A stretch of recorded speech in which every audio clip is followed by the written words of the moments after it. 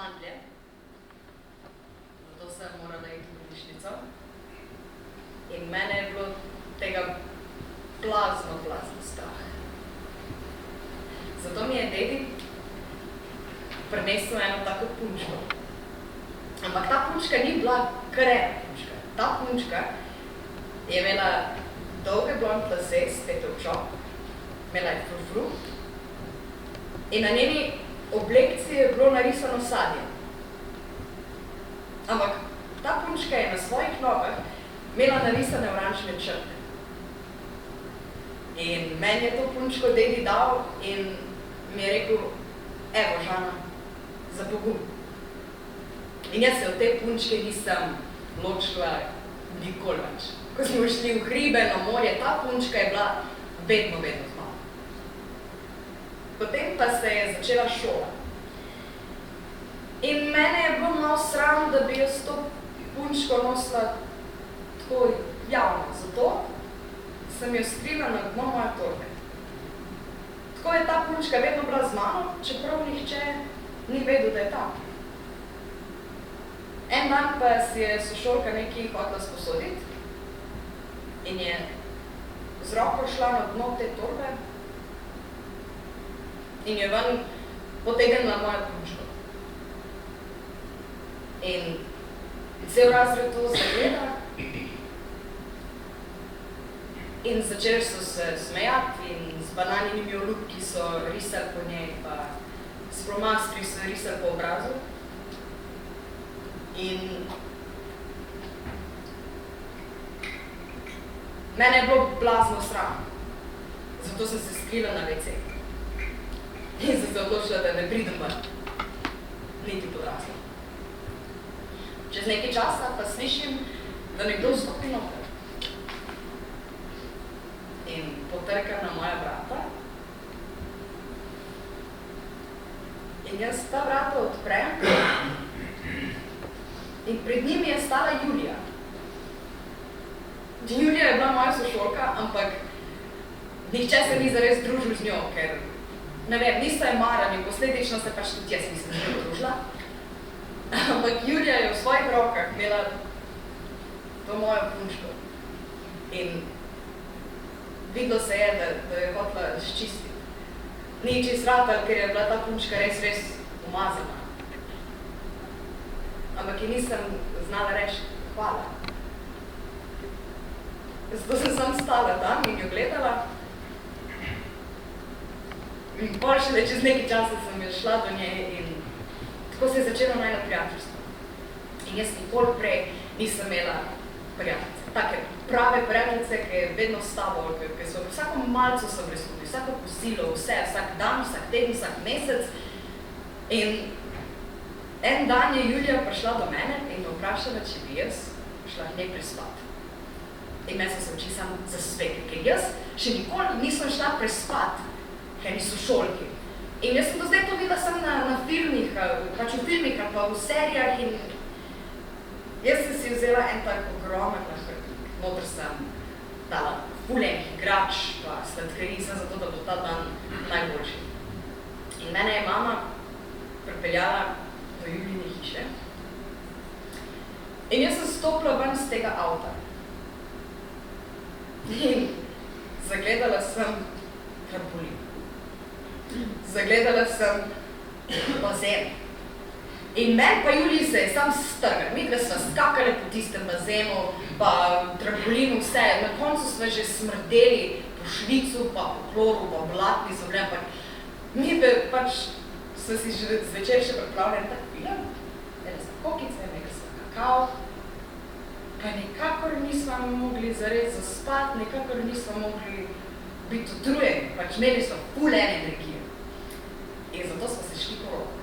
In ta poroka je izgledala tako, da sem jaz bila mož, Julija je bila žena in Julija je pošla po oltarju, rekli smo si da, stale lučka in potem so dobili prvega otroka in potem drugega otroka in potem so se začeli kregati in je prišla bližita.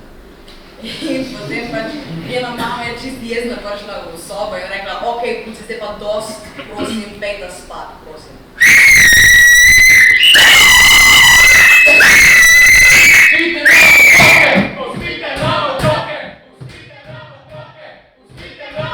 Bila je grozno napeta energija. Občutek je, da se ti noge sploh dotikajo prav, ampak povezano s tem gromozanske množice ljudi dviguje samo od sebe. Žana stojita. Stara je 8, pije kokto in gleda mama in očeta, ko nekaj upijeta od človeka na balkonu. Ne ve, zakaj je tam. Na neki točki oče pograbi in si posedi na svoja ramena in zdaj Žana upije skupaj z vsemi. Pustite nam otroke! Pustite nam otroke! Pustite nam otroke! Pustite nam otroke! In to opazi ljudi okoli Žane. Opazi tega majhnega človeka na tem velikem človeku in začnejo navijati in se drek in Žani postane trampest. In dvigne svoje majhne ročice v zrak in vsi dvignejo svoje velike roke v zrak in vsi skupaj upijejo. Pustite nam otroke! Pustite nam otroke! Pustite nam otroke! Pustite nam otroke! In človek na balkonu da znak in množica podihne. In začne se njegov govor, ki traja. In Žani postane dolgčas. In ko mama ne gleda, Žana na potep. Skozi to džunglo nog, kot pogumna raziskovalka, nekam, kjer je še neraziskano. In pride ven na drugi strani in tam je še ena množica ljudi. In jezni so. In to se Žani zdi smešno, ker imajo vse posod mavrice in mavrice so lepe in oni so jezni. In Žana tega ne razume, ampak jih samo gleda. Wow. In gleda te jezne ljudi in takrat opazi dve ženski.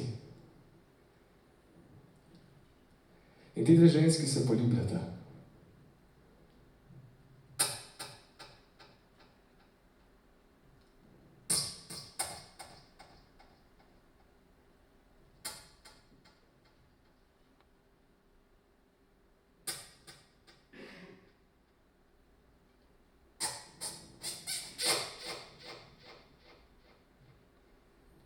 In takrat isto stvar opazi en starejši človek nad Žano.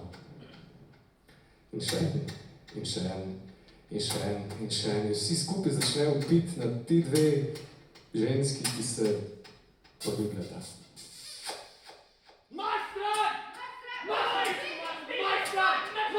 Ko se ljudje najbolj berejo na ti dve ženski, Žano najde mama. Žana, poslušaj me, a me slišiš? Tega ne smeš absolutno nikoli početi. A me slišiš, Žana? Nikoli ne smeš tega početi, ker Jezus ti tega ne bo odpustil, okej? In vate bo dal eno takšno grozno počast in ta počast ne bo požrla in bo stala sam koža in kost. A me slišiš, Žana, okej? In bomo šla v pokoj, kjer je Bog in stop in škripanje zobmi. Pustite nam otroke! Pustite nam otroke! Pustite nam otroke! Pustite nam otroke!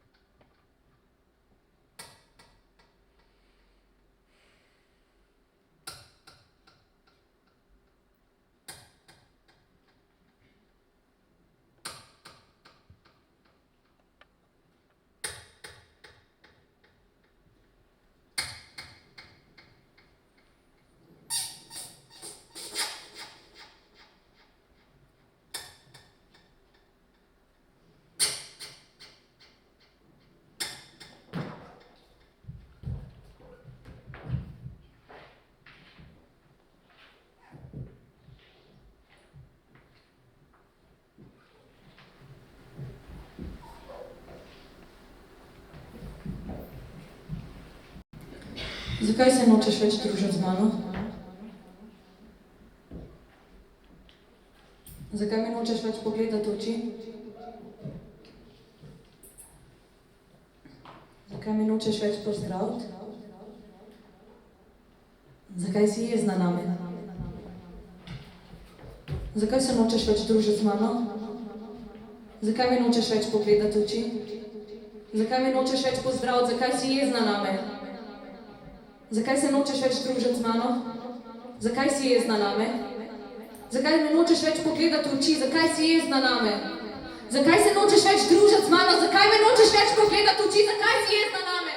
Zakaj se nočeš več družiti z mano? Zakaj me nočeš več pozdraviti? Zakaj si jezna name?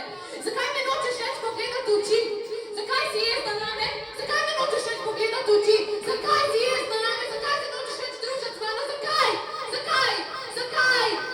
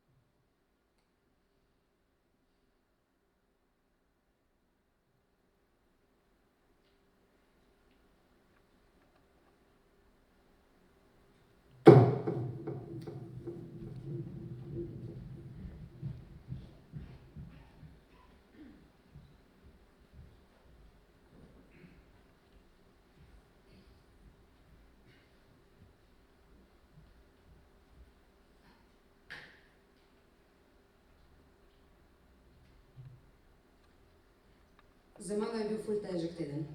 Jaz imam enega prijatelja, ki ful dober poje. Jaz imam en butik.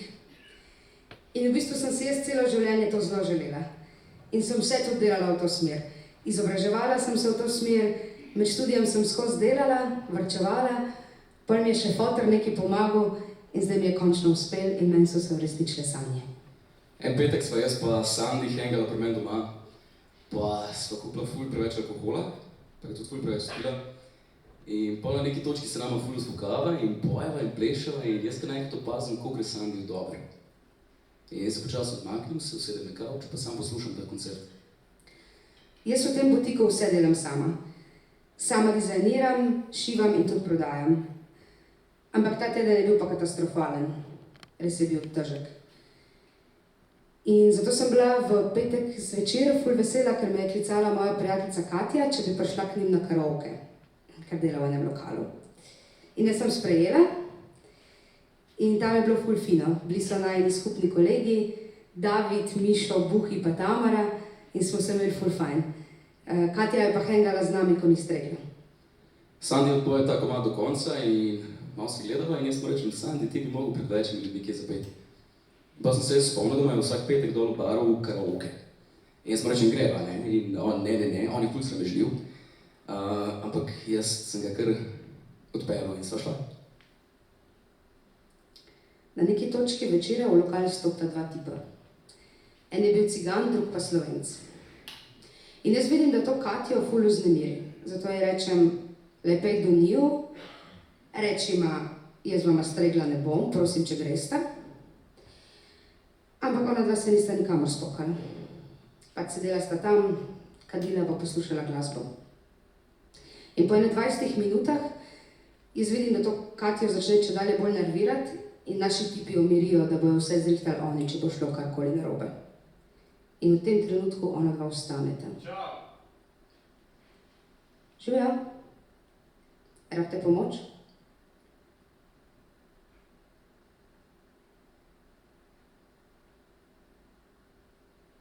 Zakaj imaš pa kamere? Kradeli so mi. Kdo? Dve ženski.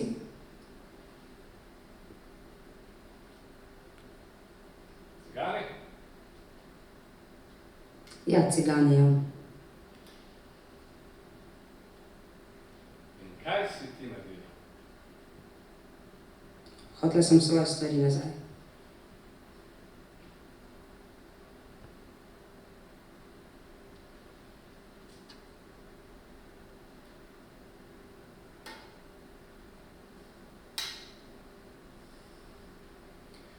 Tako se bo oznela. Nijo ni bilo tukaj. Mene tudi ne. Policija pa ne bo klicala, ne? Kaj? Ne bom.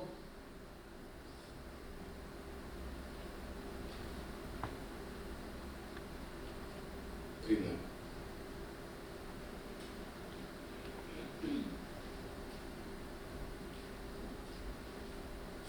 Samo še res ne pecuje? In prideva mi da s Sandijem pred vhod tega bara in Sandi še neki, da ne bi šel not, ker ima tremo, ampak jaz sem kar odprl vrata pa ga porinil not.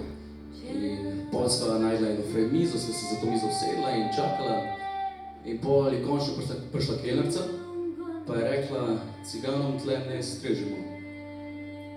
Sandi je že vstal, da bo šel, ni hotel fr. Meni se zdaj pa to ful neumno in sem ga kar posedel nazaj. In sem ji rekel, čil, dva pira, prosim. In ona se obrne in nekam gre. In pol mine ful nekega časa, zato jaz kar povlečem Sandija v vrsto za karaoke. Greva še mi mene mize, ko so na meni ful čudno gledali. In pol končno prideva do odra, dva mikrofona, jaz pa Sandi in začneva peti njegov najljubši komad. In sem malo fucking the best. Ampak mojim prijateljem pa to ni bilo najbolj všeč. Šli so pod oder in so jima rekli, prijatelja, Katja vaju je 20 minut nazaj prosila, če gresta, dajte ne delati frk. ker bomo mi pokazali, kako se stvari rešujejo. Ampak ona dva ne reagirata, še naprej se imata ful dobro in to Mišo ta ful razfuka, pride na oder, temu ciganu spul mikrofon in mu reče: dosti je tele svirke, zdaj boš ti videl, kje je bogec doma. In jaz tega tipa usekam. In meni usekam v slow motionu, tako, pogledam levo, pogledam desno, na vsaki strani imam enega. Ampak jaz kjer grem, jaz sam ta odrek tega zbijem na tla in grem na njega in ga točem. V lokalu je v sekundi 20 kratela totalna panika. To je bilo kot v risanki. Vse leteli po zraku, stoli, steklenice, kri šprica, pivo šprica. In jaz zagledam eno polno flašo džina in si mislim, fakt džino gadno. In razbijem to flašo drek na eni glavi od enega modela in kri šprica in džin šprica in še kvin je vse povsod. In bolj jaz vidim tam, da nekdo prefukava Sandija in jaz se zbudim v njega in ga zbijem, nek čez mizo padeva na te čepini. Meni to vse zapika v hrbet. Ampak jaz več ne čutim, jaz čutim samo to tequila odprej. V lokalu so bili v tem trenutku 3 tipi ljudi. Prvi so spizdili ven, ker so se usrali, drugi smo gledali in tretji so se šli tep zraven. In kaj bo zdaj en cigo s svojim slovenskim kolegom proti 10 Slovencem, ki so itak celi razpizdili na to situacijo? Nista imela prav dosti šans, to nam je jasno, ne? Čeprav jih je tudi Mišo kar dober fason, ampak so bili itak vsi celi krvavi pa razbiti. In jaz sem s temi opazil, da imajo eno tablo, na kateri piše Best Bar Ever. In si mislim, Best Bar Ever mora kurac. In vidim to tablo in vsega tega tipa s to tablo. In 6 zlog pljune ven pred mano. Če tam se jaz zavedam, jaz dobim en šus na nos, ne kri tako po moji beli majčki dol. In si mislim, kaj, to je encijan pizda, se bomo res do krvi prefukali, kaj. Fucking ksenofobne pički, no. Jaz sem itak sam gledala to celo situacijo, pač valjda se nisem šla tep zraven. In gledaš to in si misliš, pizda ni prav, ne, ni v redu. Nasilje porodi nasilje pa take stvari. Ampak pizda dobro je bilo, ker sem si mislila, celo končno si jih fasil. Končno se je en upal narediti tole. In vi boste meni grozili, ker sem celo let delala za ta svoj budit, da mi ga boste razfukala, kaj, pa nejte tepejo pičkati materna grda. In jaz imam na prstu en prsta, na kateri meni ene levče. In jaz grem do enega tazga plešastega modela, veliko čelo, sam ta odrek na čelo. Ta levček se tako vtisne tle noti. In potem sem kri ven po meni iz tega levčka. In potem jaz do njega in ga pijem tako za oči, ga pijem. In stisnem oči, nisem zares, stisnil je stran. Nejte tepejo piskati materna grda. Pa iz kire rupe ste se vi zdaj prinesli, a? Iz kire bajte si vi zdaj v šov? A imate vi doma mogoče elektriko ali kaj? A imate vi kopalno kat mogoče doma, ker vsi smrdite kot neke pizde grde? Pa iz kire rupe ste se vi tukaj pregnali? Nam civiliziranim Slovencem težite, a? Iz kire pa pizdati materna grda, pa nejte razpijajo, celega leta prefukajo. Gardati materej, pizdati čorova grda, celega leta prefukajo, ti je jasen.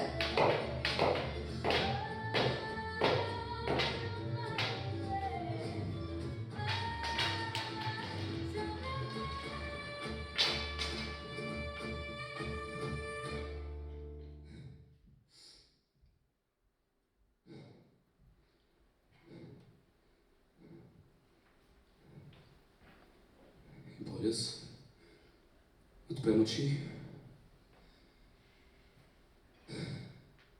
Pa vidim, kaj vse smo razfukali.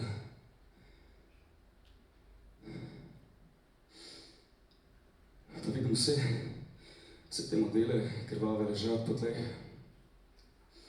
Pa tam v kotu opazim Sandija, ki je cel krvavo ležal, pa me sam gledal. Jaz sploh nisem vedel, kaj mu reči. Takrat sem se zavedel, kva sem začel.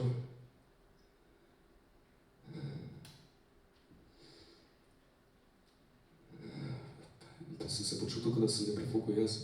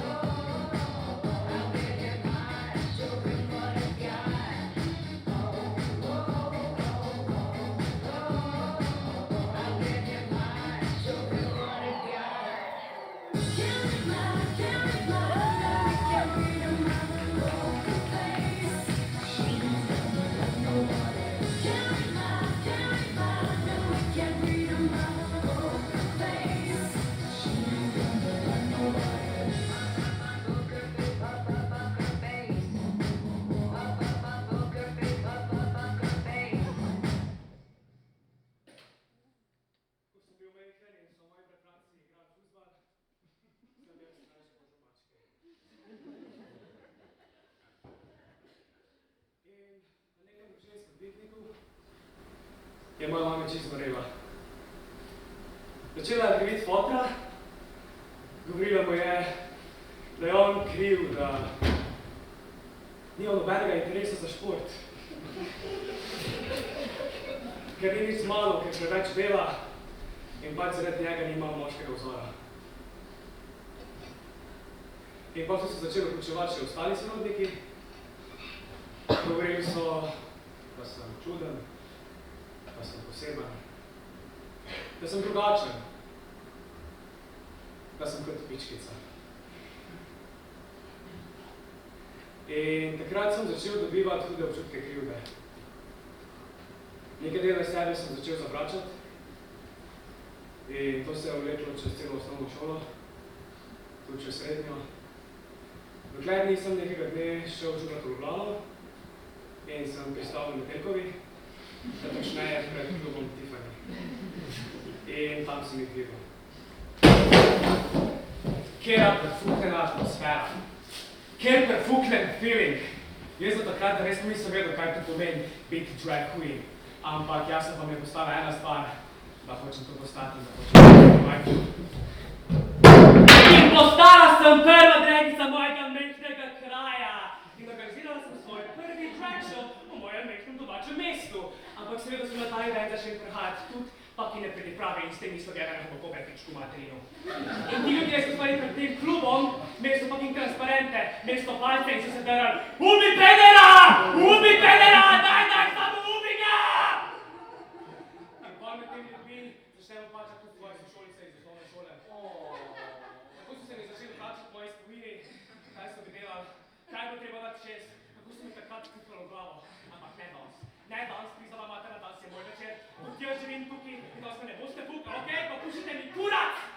In pa se mi reče, te bivše, se še približevati in mi reče, ja, mala, ti veš, če tukaj pičkico? In moja roka se sam sproši, sem ga toliko stekala po tem krilom kopcu in sem zavreščala, kaj je ti, Mari? A je te pregito stekala? Pusti me! Pusti me! Pusti me!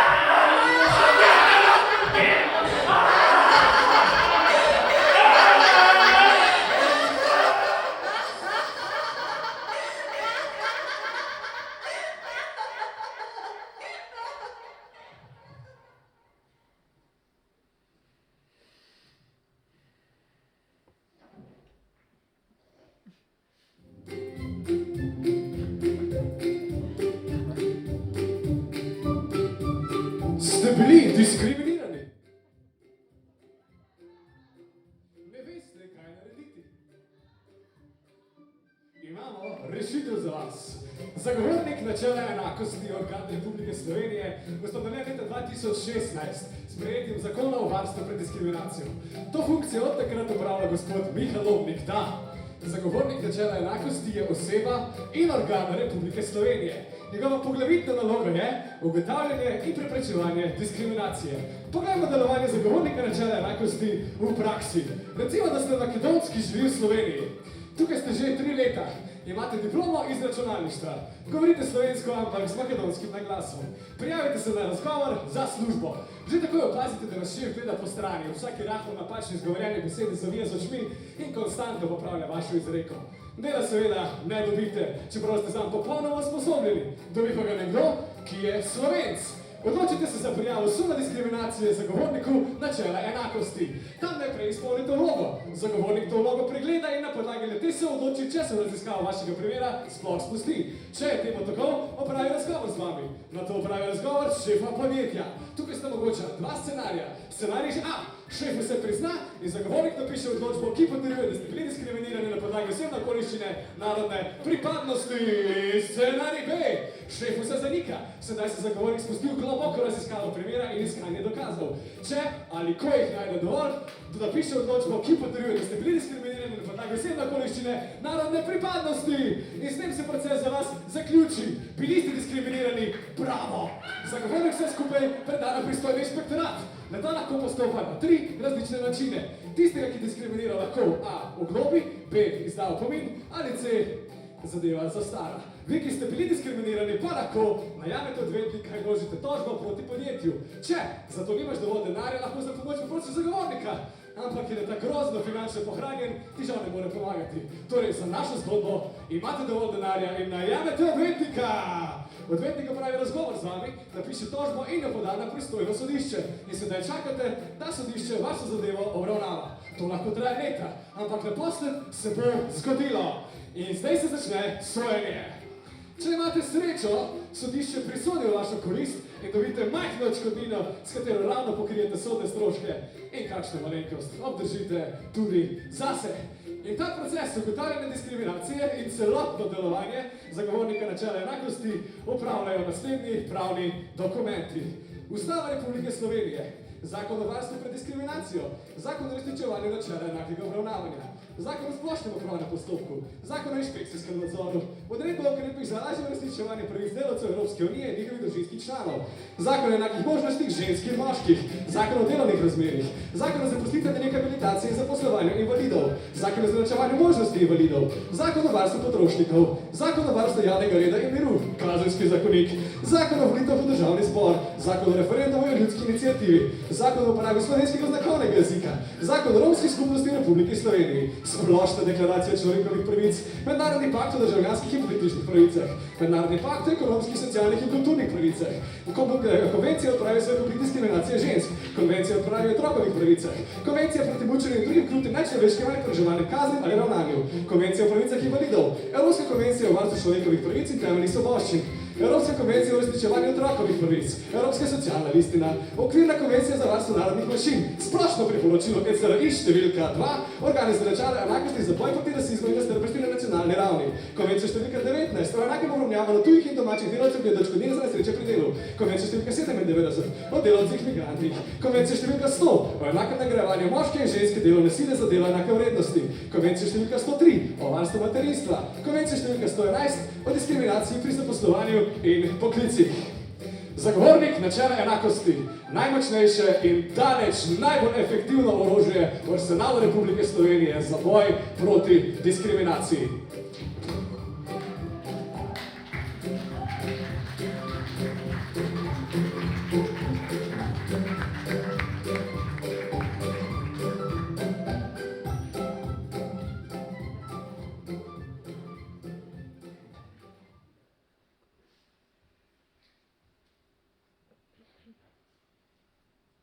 Nekoč je živela mlada oseba po imenu Rdeča kapica, ki je prebivala na robu velikega gozda, polnega ogroženih sov in redkih rastlin, iz katerih bi verjetno lahko naredili zdravilo za raka, če bi si kdo le vzel čas in jih proučil. Rdeča kapica je živela s skrbnico oziroma skrbnikom, odvisno s katerim spolom se je identificirala ta oseba, ki jo je včasih imenovala mama. Čeprav s tem izrazom ni želela namigniti, da bi o njej imela slabše mnenje, če med to osebo in Rdečo kapico ne bi bilo tudi dejanske tesne biološke povezave. Prav tako ni nameravala omalovaževati enake vrednosti netradicionalnih gospodinjstev, zato je žal, če je bil tis takšen. Nekega dne jo je mama prosila, naj odnese košarico ekološko pridelanega sadja in mineralne vode v babičino hišo. Ampak, mami, ali ne bom s tem kradla dela sindikalistom, ki so se dolga leta borili za to, da lahko zdaj prenašajo vse pakete med različnimi ljudmi v gozdu. Mama Rdeče kapice je zagotovila, da je poklicala šefa sindikata in dobila poseben obrazec za izvzetje od sočutnega poslanstva. Toda, mama, ali me ne zatiraš, ko mi to ukazuješ? Mati Rdeče kapice je poudarila, da je nemogoče, da bi ženske zatirale druga drugo, saj so vse ženske enako zatirane, dokler niso vse svobodne. Toda, mama, ali ne bi potem morala naročiti mojemu bratu, naj nosi košaro, saj je zatiralec in bi se moral naučiti, kako je biti zatiran. Mati Rdeče kapice je pojasnila, da se je njen brat udeležil posebnega shoda za pravice živali, poleg tega pa to ni bilo stereotipno žensko delo, temveč emancipirano dejanje, ki bo pomagalo ustvariti občutek skupnosti. Toda ali ne bom zatirala babice, ko bom namigovala, da je bolna in zato neusposobljena samostojno vzdrževati svojo individualnost in samostojnost. Toda mati Rdeče kapice je pojasnila, da njena babica v resnici ni bolna, nezmožna ali kakorkoli duševno prizadeta, čeprav to ne pomeni, da je katerokoli od teh stanj slabše od tega, kar nekateri ljudje imenujejo zdravje. Tako se je Rdeča kapica strinjala z idejo, da bi babici dostavila košarico in se je odpravila na pot. Mnogi ljudje so verjeli, da je gozd strašljiv in nevaren kraj, vendar je Rdeča kapica vedela, da gre za iracionalen strah, ki temelji na kulturnih paradigmah, ki nam jih privzgoji patriarhalna družba, ki na naravo gleda kot na izkoriščanje in izrabo virov. In zato verjame, da so naravni plenilci pravzaprav nevzdržni konkurenti. Drugi ljudje so se izogibali gozdu zaradi strahu pred tatovi in devianti, vendar je Rdeča kapica menila, da bi v resnično brezrazredni družbi vsi marginalizirani ljudje lahko prišli iz gozda in bili sprejeti kot veljavni vzorniki življenjskega sloga. Na poti do babičine hiše je Rdeča kapica šla mimo lovca in zašla s poti, da bi si ogledala nekaj rož. Presenečena se je znašla pred volkom, ki jo je vprašal, kaj ima v košarici. Učiteljica je Rdečo kapico opozorila, naj se nikoli ne pogovarja z neznanci, vendar je bila Rdeča kapica prepričana, da se lahko polasti svoje brsteče seksualnosti in se je odločila za pogovor z volkom. Odgovorila je: babici v dejanju solidarnosti prinašam nekaj zdravih prigrizkov. Volk je rekel: veš, draga moja, za majhno deklico ni varno, da bi sama hodila po tem gozdu. Rdeča kapica je rekla: vaša seksistična pripomba se mi zdi skrajno žaljiva, vendar je ne bom upoštevala zaradi vašega tradicionalnega statusa izobčenca družbe, zaradi katerega ste si izoblikovali drugačen, a povsem upravičen pogled na svet. Zdaj pa, če mi oprostite, bi se raje odpravila na pot. Rdeča kapica se je vrnila na glavno pot in se odpravila proti babičini hiši. Ker pa je volka njegov status zunaj družbe osvobodil suženjskega sledenja linearnemu zahodnjaškemu razmišljanju, je poznal hitrejšo pot do babičine hiše. Vdrl je v hišo in pojedel babico, dejanje, ki je potrjevalo njegovo naravo plenilca. Nato si je, ne da bi ga pri tem ovirala toga tradicionalna predstava o vlogi spolov, oblekel babičina nočna oblačila, se splazil pod posteljnino in čakal, kaj se bo zgodilo. Rdeča kapica je vstopila v hišo in rekla: babica, prinesla sem ti zdrav prigrizek, da te pozdravim v tvoji vlogi modre in negovalne matriarhinje. Volk je tiho rekel: pridi bliže, otrok, da te bom lažje videl. Rdeča kapica je rekla: o boginja, babica, kakšne velike oči imaš. Pozabljaš, da sem optično ovirana. In babica, kako velik, kako lep nos imaš. Seveda bi si ga lahko dala popraviti, da bi si olajšala igralsko kariero, vendar se nisem vdala takšnim družbenim pritiskom, otrok moj. In babica, kako velike in ostre zobe imaš. Volk ni mogel več prenašati teh speciesističnih žaljiv, zato je v reakciji, primerni njegovemu okolju, v katerem je odraščal, skočil iz postelje. Zgrabil je Rdečo kapico in odprl svoje čeljusti tako na široko, da je Rdeča kapica lahko videla svojo ubogo babico, ki se je stiskala v njegovem trebuhu. Ali nisi nečesa pozabil? Je Rdeča kapica pogumno zakričala: preden preideš na novo raven intimnosti, me moraš prositi za dovoljenje. Volka je ta izjava tako presenetila in ustrašila, da je popustil objem, v katerem je držal Rdečo kapico. Istočasno je v hišo vdrl lovec. Roke stran, je zaklical lovec. In kaj misliš, da počneš? Je zakričala Rdeča kapica. Če bi ti zdaj dovolila, da mi pomagaš, bi izrazila pomanjkanje zaupanja v lastne sposobnosti, kar bi privedlo do slabše samopodobe. Rdeča kapica je tako sama lastnoročno potegnila babico iz volkovega trebuha, ne da bi ga pri tem na kakršenkoli način psihično ali fizično zlorabila. Babica, rdeča kapica, lovec in volk so se pobotali, kljub temu, da sta slednja predstavnika dominantnejšega spola in kljub razlikam v družbenem položaju, kolikor je to pač sploh mogoče. Odločili so se vzpostaviti alternativno gospodinjstvo, ki je temeljilo na vzajemnem spoštovanju in sodelovanju, ter tako srečno, a ne preveč, saj niso klonili družbenemu imperativu absolutne sreče, živeli do konca svojih dni.